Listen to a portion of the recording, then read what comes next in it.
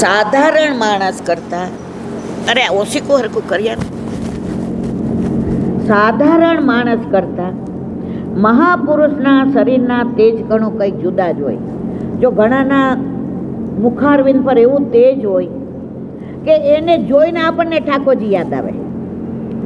આપણે જતા હોય ને ઘણા વૈષ્ણવ મળે ને તો એને જોઈએ તો આપણને ઠાકોરજીને, વ્રજને, યમુનાજીને યાદ આવે. અને ઘણા એવા મળે ને કે ઠાકોરજીને ભૂલી જાય.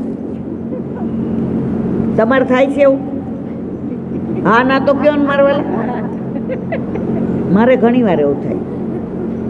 જો આપણે ટ્રેનમાં કે બસમાં બેઠા હોય ને કોક એવું આવી જાય ને તો આપણને એમ થાય કે બહુ સરસ વાતો કરે છે, સ્ટેશન ના આવે તો સારું, ઉતરે નહીં તો સારું. અને ઘણા એવા આવી જાય ને આપણને એમ થાય અને વચ્ચેથી ધક્કો મારીને ઉતારી દેવાય. ખરું ખોટું મારવાલા? તો આગળ કે છે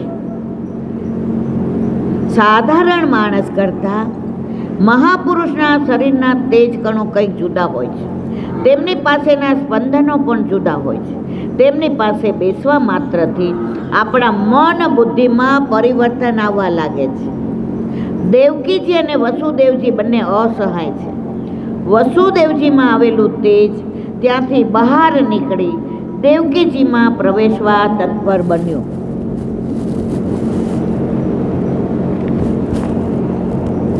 બંને એકબીજાની સામું જુએ છે. વસુદેવજીના મનનું તેજ તેમની આંખોમાં આવ્યું. ત્યાંથી તેજ દેવકીજીના ઉદર સુધી આખા શરીરમાં વ્યાપી ગયું. એક યોગી સાધકને શક્તિપાતને દીક્ષા આપે એવી રીતે વસુદેવજીએ આંખ દ્વારા ભગવત સ્વરૂપ દેવકીજીમાં સ્થાપન કર્યું. પેલા તેજ કોનામાં આવ્યું મારવાલા? બોલો તો ખરા. આ પાછળવાળાને સંભળાય જ કરું. એટલે તમને બોલવાની છૂટ છે, એવું નહીં કે આ લોકોને જ બોલવાનું. બોલો બોલો, સમજાય તો બોલજો. પછી વસુદેવજીએ તેજ નેત્રો દ્વારા દેવકીજીમાં પધરાવ્યો. આપણા નેત્રોમાં જે કીકી છે ને સૂર્યનારાયણ છે, એટલે તેજ પધરાવી દીધું. આ વાત આપણને નહીં સમજાય. જે અસાધારણ માણસો પાસે આંખનું બળ છે એવો અનુભવ જેમને થાય તેમને આ વાત. ઘણા નહીં આપણે કહેતા હારું આ તો હિપ્નોટિઝમ કરે છે, નહીં કહેતા? આપણામાં એ ન હોય, આપણામાં પ્રેમથી પોતાના કરી લે. અમારે એક મંગળાબા હતા ને, મંગળાબા એવો સત્સંગ કરે ને કે આપણે આપણી બાને મૂકવા ગયા હોય ને એટલે ધીમેકથી બૂમ પાડે, એ બેબી લે આ કેરીને પણો ખાઈને જાવ. મને સૌથી વધુ કેરી ભાવે. કેરીની લાલચે અંદર જઈએ પણ એ બાનો પ્રભાવ એવો, મંગળાબાનો. મને કે થોડીક વાર બેસે આજે કાનાની એક એવી વાત કરી તને બહુ ગમશે. એટલે મનમાં હું શું કહું ખબર છે? હવે આ કલાકનું કરે તો સારું, પણ 9 વાગે ને 11 હોય ને ત્યાંથી ઉઠવાનું મન ન થાય. મંગળાબાનો પ્રભાવ, એમની વાત કરવાની લઢણ, એમની બોડી લેંગ્વેજ, એમની સ્પીચ થેરપી અને એમની આંખમાં જે અમી છે ને, અમી ભરેલી નજર્યો રાખો મેવાડના શ્રીનાથજી.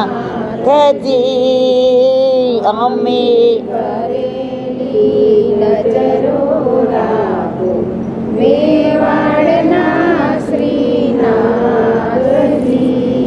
શ્રીનાથજી કે છે મારી તો અમી ભરેલી જ છે.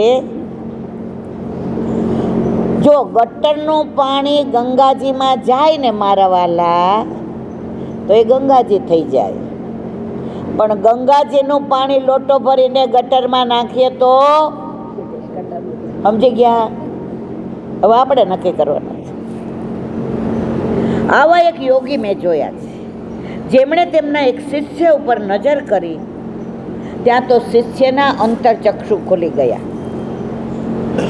એને ઘણું પારલૌકિક દેખાવા માટે સુખદેવજી કહે છે તતો જગન મંગલ મચ્યુતાસમ સમાહિતમ સૂરસૂતેન દેવી દધાર સર્વાત્મકમાત્મભૂતમ કાષ્ઠા યથાનંદ કરમ મનસ.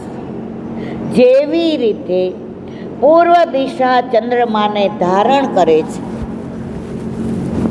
એવી રીતે વસુદેવજીના મનમાંથી પધારેલા પ્રભુને દેવકીજીએ ધારણ કર્યા.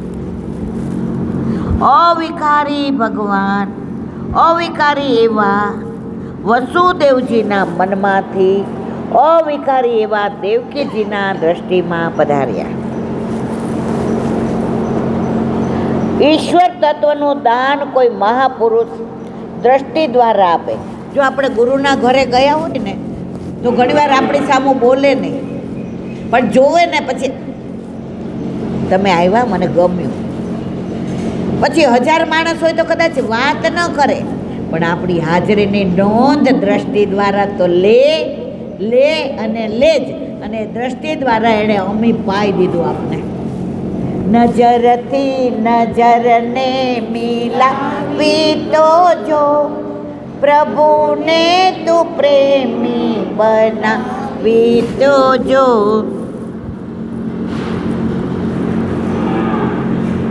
તો કોઈ મહાપુરુષ કેવળ કાગળના શબ્દો દ્વારા આપે.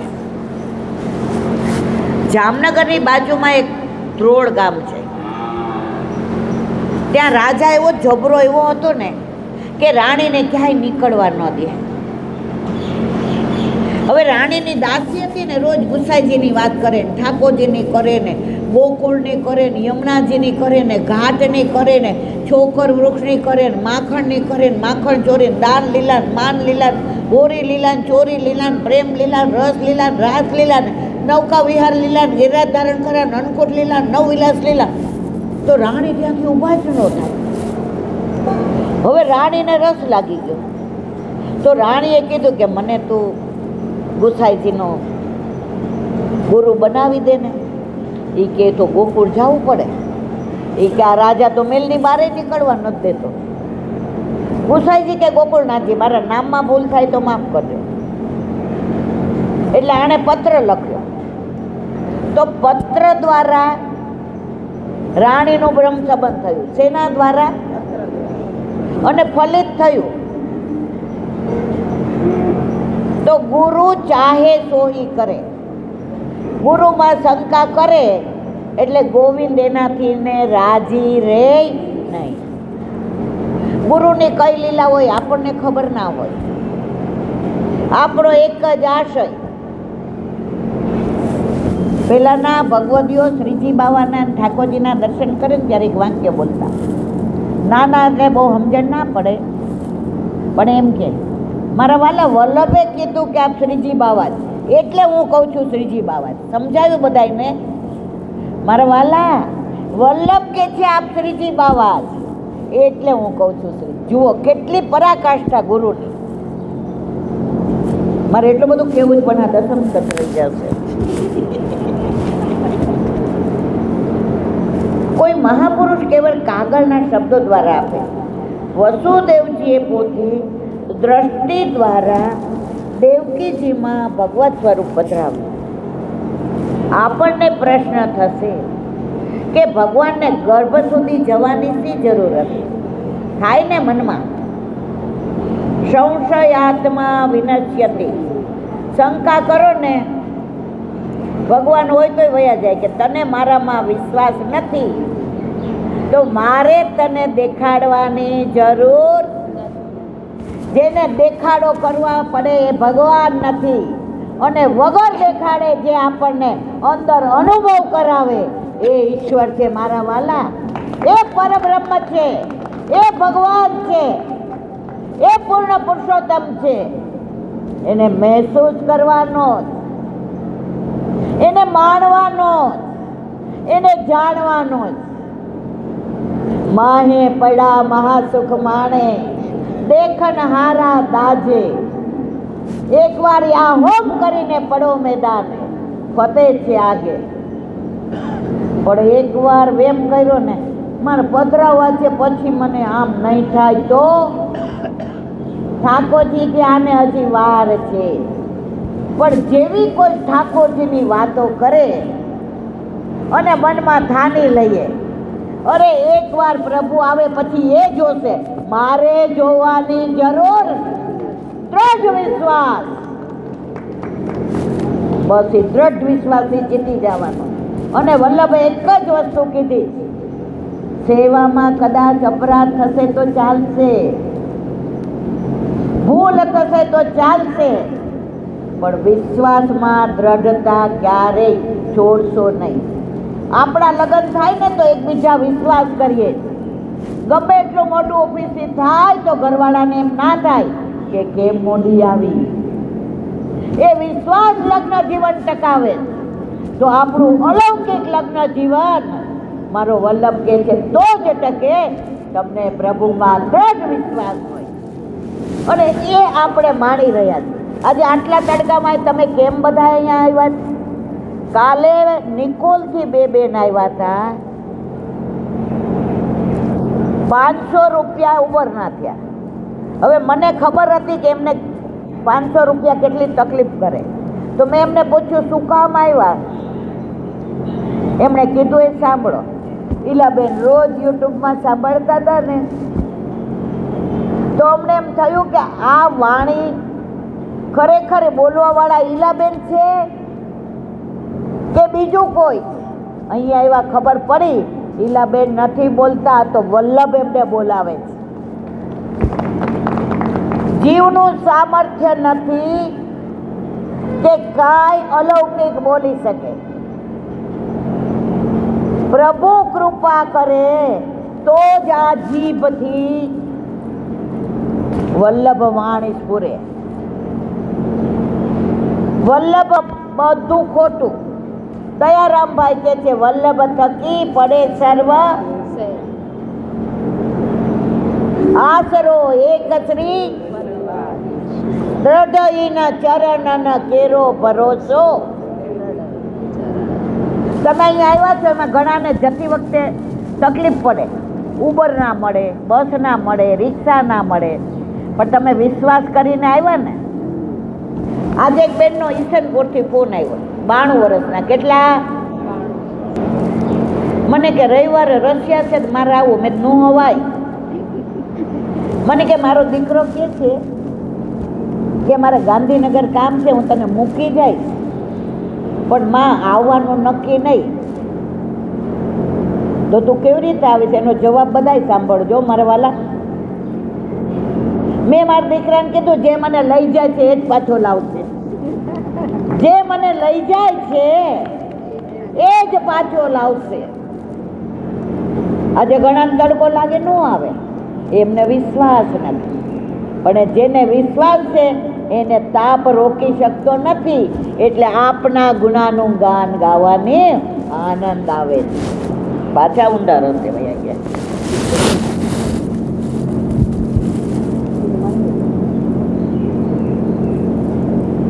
દેવકીજીને લાગે છે મેં કંઈક વિશેષ ધારણ કર્યું છે. દેવકીજી પણ તેજસ્વી બન્યા. સા દેવકી સર્વ જગન્વાસ નિવાસ ભૂતા નિતરામ ન રેજે ભોજેન્દ્ર ગેહેજી શીખેવ રુદ્રા સરસ્વતી જ્ઞાન ખલે યથાસતી. દેવકીજીના રોમ રોમમાંથી તેજ નીકળે. પ્રભુ પધાર્યા ને, જેના ઘરે ઠાકોરજી બિરાજે ને પછી એનું ઘર ઘર નથી રહેતું, પછી એનું ઘર ગોકુળ બની જાય. મારું ઘર છે ગોકુળ જેવું. એકવાર આવને મારા વાલા. અમારા સૌરાષ્ટ્રમાં તો કે છે કે એકવાર ભૂલો પર ભગવાન, પછી ત્રેવડ હોય તો જાજે. વ્રજમાંથી મથુરા પધાર્યા, મથુરાથી દ્વારકા આવ્યા. દ્વારકાધીશ પાછા જઈ શક્યા? એની ત્રેવડ છે. અમે એને પ્રેમ એટલો કરીએ છીએ, એ પ્રેમને વશ છે. અને ગોપી તો પાછી ગાય, છેલડા હો છેલડા માખણ ના ગેલડા, છેલડા હો છેલડા માખણ ના ગેલડા રાધાજીના જીવન પ્રાણ છેલ રાખ્યો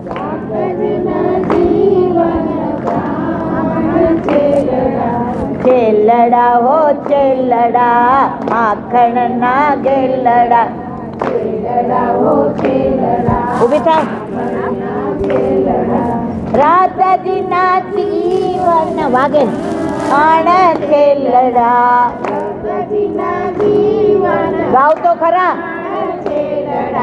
હળવેથી આવજો સાકળ ખકડાવજો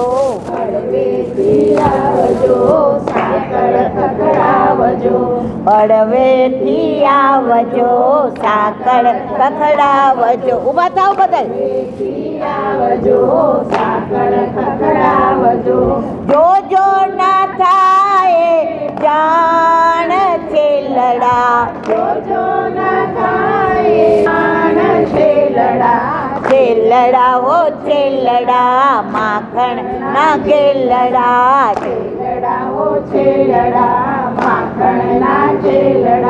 સાસુ ચતુર છે દી ચકોર છે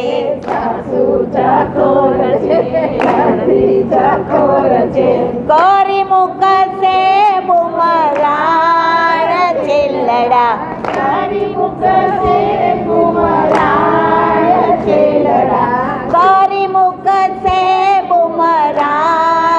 છેલડા છેલડા હો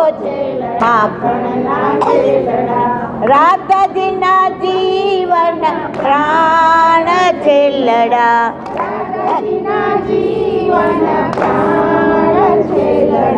વલ્લભના વાલા ગુના પ્યારા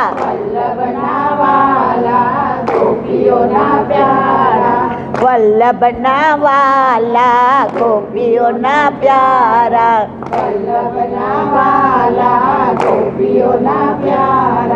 વૈષ્ણવના જીવન પ્રાણ છેલડા લડા હો છેલડા માખણ ના ગેલડા છેલડા હો છેલડા માખણ ના ગેલડા રાધાજીના જીવન પ્રાણ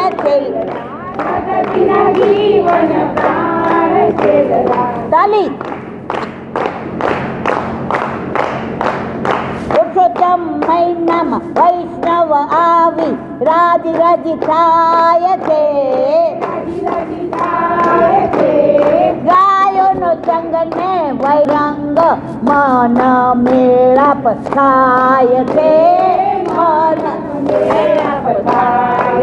યશોદા લાલ દસમ કોણ યાદ આવ્યું ગાયો કે સરસ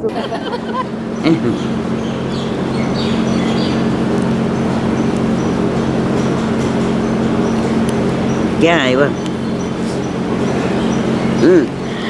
દેવકીજીના રોમ રોમમાંથી તેજ નીકળે છે સુખદેવજી કહે છે રાજન આ કારાગૃહ તેજને બંધ કરનારું કોઈ આવરણ લાગે છે જરૂર કોઈ જ્ઞાન ખલના ત્યાં સરસ્વતી દેવી બંધાઈ ગયા છે એ જ રીતે આ દિવ્ય તેજને ધારણ કરેલા દેવકીજી અહીં કારાગૃહમાં શોભતા નથી એટલું તેજ છે કે જેલમાં શોભતા નથી આ શ્લોકના સુબોધિનીજીમાં શ્રી મહાપ્રભુજીએ બહુ સુંદર સમજણ આપી છે જ્ઞાન ખલ કોને કહેવાય જેની પાસે રૂપિયા હોવા છતાં એ દ્રવ્યનો જનહિતાય સત્યુપ ન કરે એને દ્રવ્ય ખેલ કરાય ઘણા પાસે ખૂબ પૈસા પણ જીવ ન હોય તો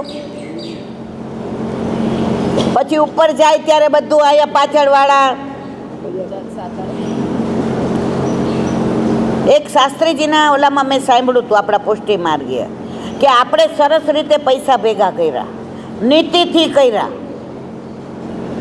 હવે ઓચિંતાના ઉપર વહી ગયા એ પૈસા પડ્યા રહ્યા અને છોકરાઓ ક્લબમાં દારૂ જુગારમાં વાપરે તો એ દોષ આપણે ભોગવવો પડે છોકરાઓ નથી ભોગવતા એ કે છે મૂકીને ગયા તો ખોટું કર્યું ને. એટલે આપણે હાથે સાથે, પાછળ મારા દીકરા કરશે, પાછળ કાંઈ નહીં, બધું આગળ. જો તમે જ્યારે અંતિમ યાત્રા હોય ને, અંતિમ યાત્રા, ત્યારે આગળવાળા ઓલા 4 જ હોય, બાકી બધાય પાછળ હોય. એ પાછળવાળાને ખબર છે કે આ હું તો છે એવા આગળ નથી થવાનું. સમજાણું કે નહીં? નથી સમજાણું.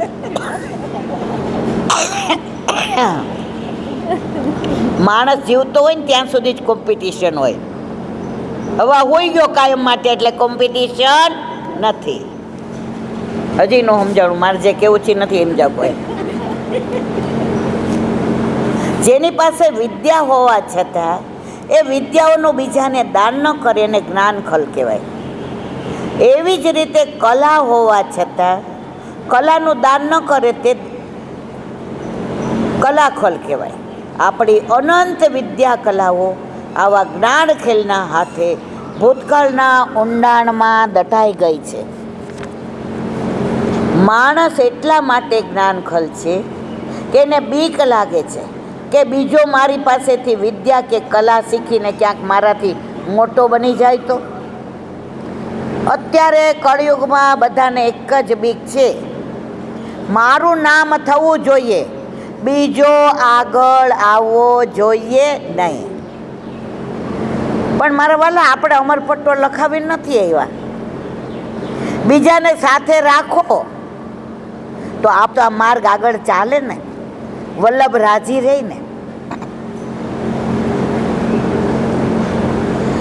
તે મારો જ હરીફ બનશે. પોતાના ક્ષેત્રમાં પોતાનાથી બીજો કોઈ ચડિયાતો ન બને. તે માણસ સહન કરી શકતો નથી. જો માણસ ખુલ્લું મન રાખીને સ્વસ્થ રીતે હરીફાઈ કરે તો એનું પરિણામ સુંદર આવે. પરંતુ એ માટે એનામાં વિશ્વાસ હોતો નથી. પરિણામે તેને મળેલી વિદ્યા કે કલા એ કોઈને આપતો નથી. પ્રાચીન સમયમાં ઘણા વેદો એવા થઈ ગયા જેમણે દવાની રીતો બીજાને બતાવી નહીં. આપણું આયુર્વેદ એટલું સુંદર સરસ કે જો અત્યારે બધું હોત ને તો દુનિયાને એલોપથીની જરૂર ના પડત. પણ બતાવ્યું નહીં કોઈને, એટલે ભેગું લઈને ગયા. પહેલાંના જમાનામાં તુલસી ક્યારા નીચે ચરું ઓલા દાટી દેતા હતા, જમીનમાં પૈસા દાટતા હતા. તો ઘણાય ઘર કરે ને ત્યારે હજી ચરું મળે છે. ઓલા બિચારા ભેગા કરી કરીને ગયા, એની પેઢી ન ખાઈ શકી. જેને વેચ્યું એના નસીબમાં આવ્યું. એટલું જ ભેગું કરો કે તમે જાઓ ત્યારે 4 જણા તમને ઉચકીને લઈ જાય. 2-4 જગ્યાએ હમણાં ઘણીવાર એવું થાય મારથી ના જવાય. તો એક જણે મને એવું કહ્યું કે તમે અમારા કોઈના માવતરમાં તમારા કોણ આવશે? મેં કીધું એમ્બ્યુલન્સ વાળો 4 જણ લઈ જ જાય છે. હવે ચિંતા કરવાની જરૂર